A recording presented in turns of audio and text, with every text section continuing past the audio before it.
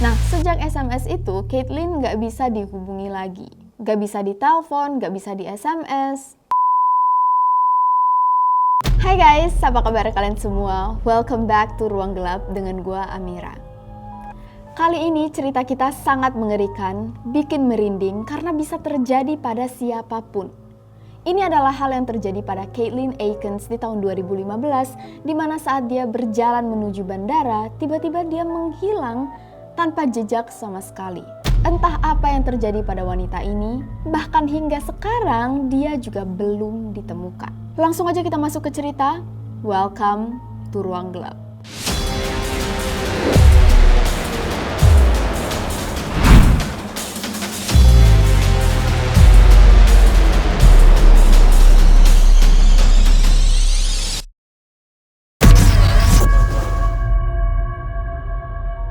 Caitlyn Akins adalah seorang wanita berumur 19 tahun. Sejak remaja, dia sangat pintar, bahkan menyelesaikan SMP dan SMA-nya sekaligus di umurnya yang baru 16 tahun. Alasannya karena dia nggak betah di sekolah dan dia ngerasa dia bisa menamatkan SMP dan SMA-nya sekaligus dalam satu waktu. Caitlyn dikenal sangat periang dan juga sangat suka yang namanya fashion, terutama dalam menata rambut. Makanya dia sering bereksperimen dengan rambutnya sendiri, mulai dari dipotong pendek, mohawk, diwarnai pink, ungu, sampai biru. Karena fashion adalah passionnya. Oke, let's talk about passion. Nah, setelah dia lulus dari SMA, dia mengambil diploma. Lalu saat dia berumur 19 tahun, dia memutuskan untuk pindah tinggal bersama dengan tunangannya di Arizona. Tunangannya bernama Amber. Meskipun sudah pindah ke Arizona, Caitlyn tetap menghubungi keluarganya di Virginia. Paling enggak 2-3 kali dia SMS atau telepon kakak atau ibunya. Dia adalah anak yang sangat terbuka dan sangat akrab dengan keluarganya.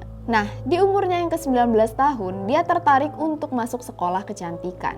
Setelah mendaftar, dia dinyatakan diterima, tapi dia harus memberikan ijazah diplomanya sebagai bukti dan salah satu syarat penerimaan. Kebetulan ijazah diplomanya ada di Virginia di rumah ibunya. Jadi, Caitlyn memutuskan untuk memanfaatkan kesempatan ini untuk pulang ke Virginia sebentar, mengunjungi ibunya, mengunjungi kakaknya yang baru melahirkan, sekalian mengambil ijazah diplomanya. Jadi di tanggal 1 Desember 2015, Caitlyn sampai di Virginia. Di sana dia sangat-sangat bahagia, terlihat normal. Gendong keponakannya, cerita dengan kakaknya, ngobrol dengan ibunya, bahkan mengunjungi beberapa teman lamanya. Nah, sebenarnya Caitlyn pengen lebih lama di Virginia, tapi karena dia harus masuk ke sekolah kecantikan di tanggal 7 Desember, akhirnya dia memutuskan untuk pulang di tanggal 5 Desember. Di mana dia membeli tiket penerbangan yang akan berangkat di jam 5 sore.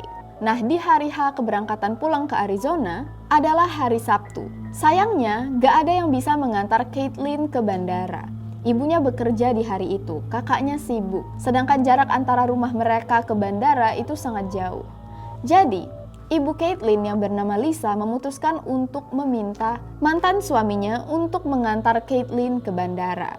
Mantan suaminya bernama James. James sendiri merupakan ayah tiri dari Caitlyn sejak Caitlyn berumur 7 tahun.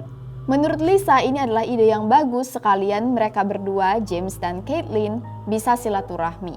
Karena sudah lama nggak ketemu. James bilang dia bisa nganterin Caitlyn asalkan Caitlyn mau diantar 4 jam sebelum jam keberangkatannya, sekitar jam 1 siang. Karena kalau misalnya mepet di jam 5, James nggak bisa, dia ada kerjaan di jam 3. Dan Caitlyn setuju dia diantar lebih cepat. Jadi di tanggal 5, Lisa mengirimkan Caitlyn ke rumah James sekitar jam 9 pagi. Lalu sekitar jam 1, James mengantar Caitlyn pergi ke Reagan National Airport, bandara di Virginia. Sekitar jam 1:52, James mengirim SMS ke Lisa, mengatakan kalau dia sudah mengantar Caitlyn ke bandara.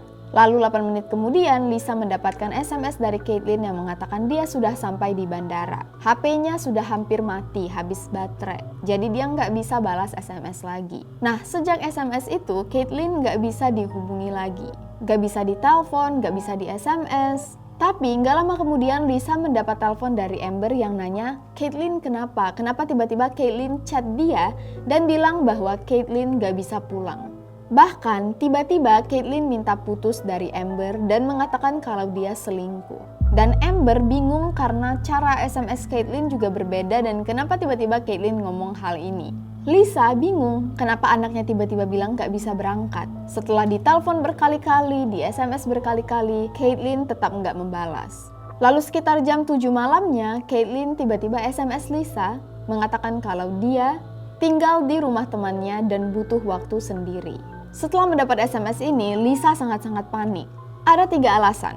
Pertama, kenapa Caitlyn memutuskan untuk batal naik pesawat? Padahal dia sudah menanti-nantikan banget untuk masuk ke sekolah kecantikan di tanggal 7 Desember. Kedua, meskipun Caitlyn ngirim SMS, dia nggak pernah mau angkat telepon. Dan yang ketiga, cara SMS Caitlyn itu benar-benar beda dari biasanya. Kalian pasti tahu kan kalau misalnya ada yang chat kalian itu ada cara tersendiri, pemilihan kata, titik koma, emoji. Lisa sangat yakin SMS itu tidak diketik oleh Caitlyn. Lisa lalu menghubungi James, nanya sebenarnya apa sih yang terjadi sebelum Caitlyn berangkat ke bandara. Apakah ada sesuatu yang menyebabkan Caitlyn jadi nggak jadi pulang ke Arizona? Dan di sini James cerita kalau sebenarnya dia nggak nurunin Caitlyn di depan bandara. Dia nurunin Caitlyn di depan mall yang sangat dekat di bandara, yaitu Mall Springfield Town Center. Alasannya karena Caitlyn mau jalan-jalan di mall dulu sebelum dia pergi ke bandara. Oh, ada laba-laba di atas. Lumayan kan, dari jam 1 sampai jam 5 nunggunya itu lama kalau nunggu di bandara. Jadi Caitlyn bilang dia mau jalan-jalan aja di mall. Semalaman penuh keluarga Caitlyn dan Amber kebingungan di mana Caitlyn berada. Lalu besok harinya Lisa memutuskan untuk menelpon maskapai penerbangan, memastikan Caitlyn beneran berangkat apa enggak. Dan ternyata bisa dipastikan Caitlyn gak pernah check-in dan gak pernah naik ke dalam pesawat yang dia tuju. Lisa bener-bener bingung apa yang terjadi pada Caitlyn dan Caitlyn udah gak bisa lagi dihubungi sama sekali. Dia gak tahu anaknya ada di mana, kenapa, dan mulai takut sesuatu yang buruk terjadi pada Caitlyn. Soalnya Caitlyn gak pernah lari dari rumah dan selalu terbuka kalau dia ada masalah apapun. Bahkan untuk nggak dihubungi seharian itu udah aneh banget. Jadi Lisa memutuskan untuk melapor ke polisi. Tapi tanggapan polisi, mereka nggak bisa mengusut kasus ini sebagai kasus orang hilang. Karena Caitlyn sudah 19 tahun, sudah termasuk dewasa. Jadi Caitlyn berhak untuk pergi dari hidupnya kalau itu memang yang dia mau. Lisa terus-terusan ngotot ke polisi kalau dia yakin anaknya nggak pergi dengan sengaja, nggak pergi dengan kemauan dia sendiri. Dan saat dia lagi cekcok di kantor polisi, tiba-tiba ada salah satu anggota yang ngomong ke Lisa, "Oke Bu, Ibu masuk dulu ke ruang interview kami ya, kita ada kabar baru." Jadi waktu Lisa duduk di dalam ruang interview, dia diberitahu kalau polisi baru saja mendapat telepon dari orang yang menemukan sebuah koper berwarna biru di dalam got. Dan ternyata dari dalam koper ditemukan KTP Caitlyn, kartu ATM, kartu kredit, charger HP, kacamata, dompet, uang tunai, dan semuanya dipastikan milik Caitlyn. Diketahui setelahnya yang hilang dari koper ini adalah pakaian, ijazah diploma, dan HP. Lisa yang mendapat kabar ini langsung hatinya tuh mencelos. Firasatnya benar. Sesuatu yang buruk terjadi pada anaknya. Dan polisi setelah menerima kabar ini akhirnya menyatakan bahwa Caitlyn dianggap sebagai orang yang hilang. Karena ini adalah salah satu tanda-tanda kejahatan atau tindakan kriminal.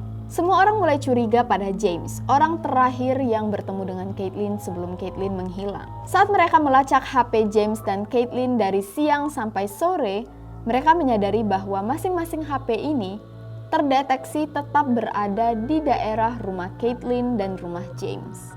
Ingat SMS yang dikirim Caitlyn mengatakan kalau dia sudah di bandara? Saat polisi coba lacak, SMS itu nggak berasal dari bandara, tapi berasal dari lokasi di mana koper biru ditemukan. Semua orang jadi ragu dengan cerita James yang mengatakan dia mengantar Caitlyn. Jadi diceklah CCTV mall, airport, jalan, dan di semua CCTV nggak ada satupun yang menangkap mobil James maupun Caitlyn berada di daerah itu pada jam-jam yang dikatakan harusnya ada di sana. Tapi James tetap nggak merubah cerita dia. Dia mengatakan dia mengantar Caitlyn ke depan mall. Polisi meminta James untuk mengambil tes kebohongan atau polygraph dan James setuju. Selama penyelidikan mencari Caitlyn, James selalu kooperatif, selalu mau bekerja sama. Tapi sebelum melakukan tes, kebetulan sedang libur Natal. Jadi tes ditunda Dan setelah libur Natal lewat, James tiba-tiba menyewa pengacara dan menolak untuk dites poligraf karena dia merasa terancam sebagai tersangka. Nah, yang lebih anehnya lagi guys, sekalipun James enggak pernah mencoba untuk menghubungi Caitlyn. Saat Caitlyn baru-baru menghilang, dia nggak mencoba untuk menelpon, nggak mencoba untuk SMS, beneran nggak ada sama sekali keinginan untuk mencari Caitlyn. Saat semua orang sibuk menelpon, SMS Caitlyn, James sama sekali nggak sekalipun melakukannya. Bahkan enggak ikut dalam pencarian Caitlyn. Sampai sekarang meskipun 6 tahun telah berlalu, Caitlyn masih belum ditemukan. Entah apakah dia sudah meninggal atau masih hidup. Pertanyaan ini menghantui Lisa, keluarga Caitlyn, Amber tunangannya, karena mereka benar-benar gak tahu apa yang sebenarnya terjadi pada Caitlyn. Mereka juga bingung apakah mereka harus menaruh curiga pada James atau James hanya berusaha untuk melindungi dirinya sendiri supaya dia enggak diperangkap sebagai tersangka karena dia adalah orang terakhir yang bertemu dengan Caitlyn. Kasus hilangnya Caitlyn Akins sampai sekarang masih belum terjawab. Sampai di sini dulu guys cerita kita pada kali ini. Thank you so much guys for your support. See you all in the next video. Please stay safe and stay alive.